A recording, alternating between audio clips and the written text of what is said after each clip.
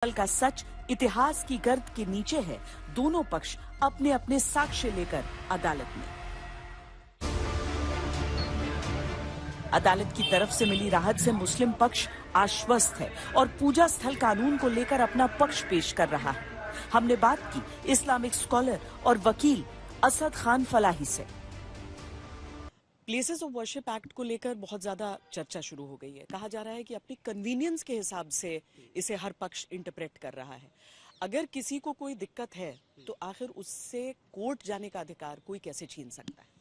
देखिए, कोर्ट जाने का अधिकार कोई किसी से नहीं छीन सकता, लेकिन कोर्ट को ये चीज तो सोचनी चाहिए कि एक्स पार्टी ऑर्डर तो ना पास करे, दोनों पक्ष को सुना जाएगा ना। फॉर एग्जाम्पल, मैं जहाँ खड़ा हूँ, मैं ये कहूँ कि ये जगह मेरी है और कोर्ट में जाके मैं कह दूं, तो जिसकी जगह दूसरा जो क्लेम कर रहा होगा उसकी भी तो बात सुनी जाएगी, या सिर्फ मेरे ही क्लेम करने पर मैं court x party order pass कर देगी? और with in the span of 2 hours surveyor's, advocates, police प्रशासन सब सर्वे करने पहुंच जाएंगे इतने फास्ट एंड फ्यूरियस वे में।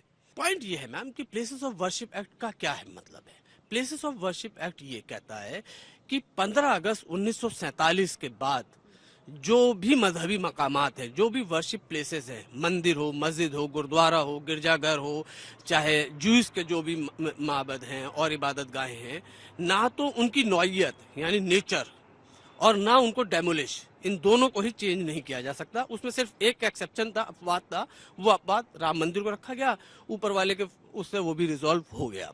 तो अब उससे ये सोचा जा रहा था कि भाई अब अयोध्या का मामला जो है रिजॉल्व हो गया है, अब नए इस तरह के इश्यूज नहीं उठे जाएंगे।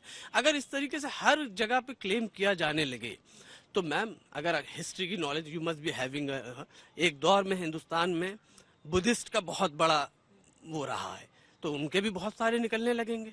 क्या सर्वे से आपत्ति आपको लग रहा है उससे विवाद एक के बाद एक सामने खड़े होते जाएंगे? श्वेता जी, विथ ऑल ड्यू रिस्पेक्ट, आग एक पंचतंत्र हिंदी की एक बहुत पुरानी किताब है हिंदुस्तान की, जिसे बाद में दूसरी जबानों में कहा गया, और उसमें एक बहुत अच्छी बात कही कि 3 चीजों को कभी छोटा नहीं समझना चाहिए।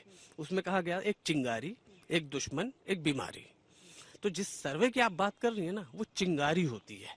वो चिंगारी फिर धीरे धीरे आग में तब्दील होती है। तो सर्वे का ऑर्डर कैसे पास किया जा सकता है जब वो एक्ट ऑलरेडी अवेलेबल है? मैम, जिस एक्ट के अंदर कहा गया ना कि नेचर ऑफ वर्शिप प्लेसेस, यानी नेचर भी नहीं की, यानी जब सर्वे का मतलब क्या हुआ, कि मतलब ये हुआ कि आप सर्वे करके ये जानने की कोशिश कर रहे हैं कि 15 अगस्त 1947 से पहले क्या ये वही मजहबी मकाम था, या मंदिर था, या मस्जिद थी, या गिरजाघर था, या गुरुद्वारा था, जो भी कुछ था। सर्वे का यही करने का तो मतलब है।